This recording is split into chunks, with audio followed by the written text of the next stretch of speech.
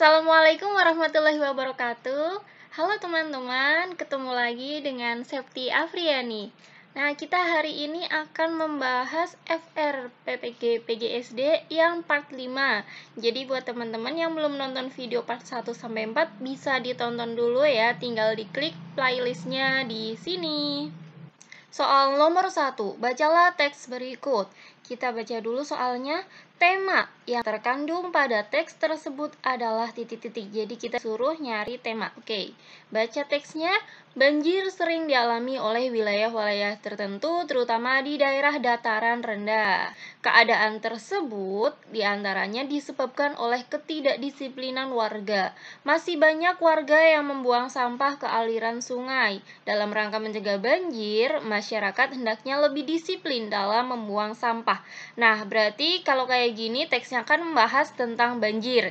Jadi temanya pasti yang A, banjir. Soal nomor 2, cermatilah kalimat-kalimat berikut. Susunan kalimat yang tepat agar menjadi teks yang padu adalah titik-titik. Jadi kita disuruh menyusun kalimat ini gitu kan. Oke, kira-kira dimulai dari yang mana ini? Biasanya dari yang pengertian ya. Ini nih, dari yang nomor 4. Paragraf merupakan bab dalam suatu karangan yang di dalamnya terdapat suatu pokok pikiran. Pasti ini yang pertama. Nah, kemudian lanjut, fungsi dari paragraf itu sendiri adalah sebagai sarana untuk menyampaikan pokok pikiran dalam suatu tulisan. Lanjut yang ini. Kemudian, setelah itu jenis-jenis ini ya. Paragraf sendiri mempunyai sejumlah jenis berdasarkan indikator-indikator tertentu seperti berdasarkan fungsinya, letak kalimatnya, dan indikator-indikator lainnya. Nah, salah satu jenis paragraf tersebut adalah paragraf eksposisi. Paragraf ini maksudnya tuh paragraf eksposisi ya, merupakan suatu paragraf yang berfungsi untuk menjelaskan atau menginformasikan suatu hal ke orang yang lain. Berarti urutannya tuh dari nomor 4, salah. Nomor 4, lanjut nomor berapa? 3, 4, 3, terus 5, kemudian 2, 1 gitu ya. Yang ini ya, yang D. Soal nomor 3, bacalah teks berikut. Berdasarkan aturan pada teks tersebut, sikap apa yang paling berperan dalam mencegah penyebaran wabah COVID-19? Oke, kita baca teksnya. Penanganan COVID-19 yang paling efektif pada saat ini adalah dengan melaksanakan 3M, memakai masker, mencuci tangan, dan menjaga jarak. Pelaksanaan 3M merupakan aturan protokol kesehatan yang diwajibkan oleh pemerintah. Oleh karena itu, masyarakat harus bersama-sama mendukung pemerintah melawan COVID-19 dengan cara mematuhi peraturan tentang pelaksanaan protokol kesehatan.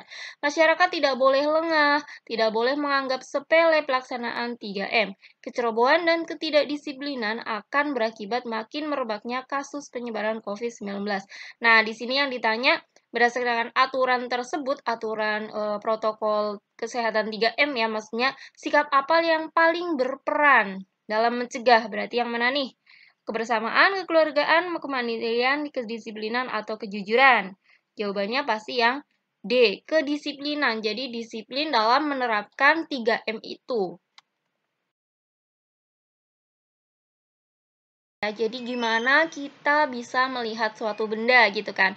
Yang pertama pasti kita lihat ada benda. Yang pertama ada benda, kemudian dipantulkan gitu kan? Cahaya matahari memantulkan bendanya, kemudian masuk melalui kornea. Nah, lanjut ke pupil. Di sini ada pupil, yang ini nih pupil. Kemudian lanjut lensa. Lensa itu nanti memfokuskan dan nanti akan diterima di retina. Nah, nanti ada ke saraf-saraf ke otak. Akhirnya kita bisa tahu kita melihat benda apa setelah direspon oleh otak. Oke, soal yang nomor 4. Perhatikan gambar cermin yang ada di sudut jalan berbelok berikut ini. Nah, ini gambar cerminnya, ini adalah cermin cembung. Berdasarkan gambar tersebut, proses mengemudi melihat kendaraan yang datang dari depan disajikan secara asak sebagai berikut. Nah, pertanyaannya urutan proses terlihatnya kendaraan oleh pengemudi yang benar adalah titik-titik. Jadi yang pertama pasti cahaya akan dipantulkan oleh kendaraan ke arah mata. Nah, akan ditangkap oleh kornea mata. Nih ya, jadi yang nomor 6 dulu, pasti yang nomor 6 dulu. Nih, salah. Kemudian lanjut, nomor 4 ya, ini. Apabila cahaya terang, maka pupil akan mengecil, dan bila cahayanya redup, pupil akan membesar. Terus, lanjut ke lensa, ya kan? Ini 4, 2, atau 1, gitu. Oke, yang nomor 2, cahaya yang masuk ke mata difokuskan oleh lensa mata sehingga jatuh di retina. Kalau nomor 1, bila melihat jarak dekat, lensa mata akan menjadi cembung, dan bila melihat jauh, lensa mata akan menjadi cekung. Jadi, kalau kita lihat dari kalimatnya, itu lebih cocok yang nomor 2 terlebih dahulu ya. Jadi, yang ini ya, nomor 2 terlebih dahulu yang ini. Cahaya masuk ke lensa, gitu kan. Cahaya difokuskan oleh lensa. Nah, caranya gimana? Dengan cara ini kan tadi, kalau dekat akan cembung, kalau jauh akan cekung. Nah, selanjutnya tadi kan 6, 4, habis itu 2, 1 ini yang proses keempatnya ya. 2, 1. Nah, ini pasti jawaban ini nih.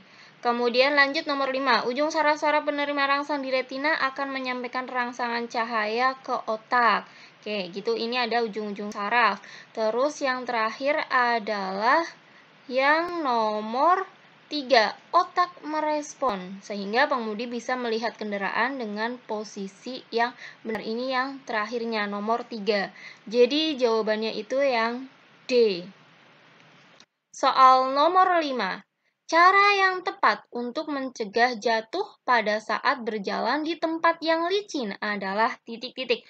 Nah, di sini itu ada tulisannya tempatnya tuh licin. Kalau licin itu artinya gaya geseknya kecil. Jadi mencegahnya gimana? Ya pasti dengan cara memperbesar gaya gesek. Jawabannya itu yang A. Nah, kalau menurut aku kenapa bukan yang D, memperluas alas kaki? Itu karena ya kalau alas kakinya luas, kayak anak kecil suruh pakai sendal yang gede gitu kan, yang lebih gede, ya juga kesusahan kan. Apalagi kalau misalnya alas kakinya belum tentu yang mencegah biar nggak kepleset, bisa saja alas kakinya itu yang udah aus dan sebagainya. Jadi lebih umum atau lebih jelas yang A. Kalau menurut aku gitu ya. Samaan atau pertidaksamaan berikut ini yang tepat sesuai ilustrasi harga barang tersebut. Oke, kita baca ilustrasinya ya. Harga 2 pensil dan 5 buku tulis, misalnya pensilnya itu di sini A, buku tulisnya misalnya B gitu ya. Jadi 2A ditambah 5B gitu kan. Adalah 14.500.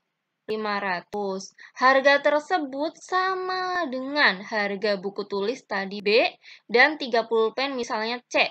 Jadi sama dengan 4B ditambah 3C. Sedangkan harga 5 pensil, pensil itu tadi simbolnya A ya. Di sini A, dan 3 pulpen itu tadi C adalah 9.500. Jadi tadi 5A ditambah 3C itu 9.500. Oke, kita cek ya.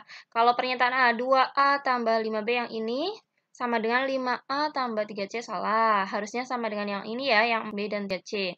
4B 3C sama dengan 5A 3C, salah. Harusnya kan dengan yang ini. 2A tambah 5B itu lebih kecil dari 4B 3C, salah. Ini harusnya kan sama dengan 5A ditambah 3C, ini 9.500 ya, yang ini itu lebih besar dari 2A tambah 5B itu tadi 14.500. Harusnya ini itu dia lebih kecil, ya kan? Kalau yang E, 2A tambah 5B 14.500 itu lebih besar dari 5A tambah 3C tadi 9.500. Nah, ini nih jawabannya yang E. Oke, demikian soal-soal pembahasan FRPPG. Semoga bermanfaat buat teman-teman. Nah, buat teman-teman yang baru gabung, jangan lupa untuk subscribe dan komen ya. Buat yang belum join grup Telegramnya, bisa join, linknya ada di deskripsi video. Sampai jumpa lagi di video berikutnya.